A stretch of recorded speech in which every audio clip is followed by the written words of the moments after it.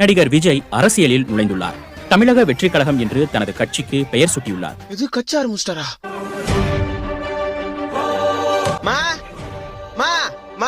என்னடா கத்தினுங்கற?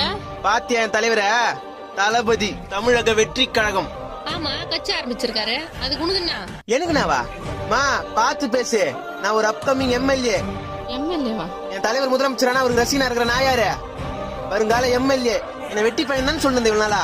இன்னும் கொஞ்ச நாள்ல பாரு, ஃபார்ச்சுனர் கார்ல தான் வருவேன், ஃபார்ச்சுனர் கார்ல தான் போவேன், ஒயிட் அண்ட் ஒயிட்ல தான் சுத்துவேன். மீறி ஏதாவது பேசினா உன் கைத்தா மாட்டிலே என் கட்சி ஆளுங்க வச்சு குத்துவேன்.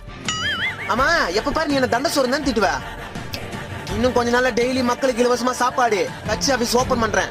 இனிமே நீயும் வீட்டுக்காரர் இந்த வீட்டுல என்ன கேவலமா பாக்குறதெல்லாம் இருக்க கூடாது. பட்டா டேய் டேய் எங்கடா போற?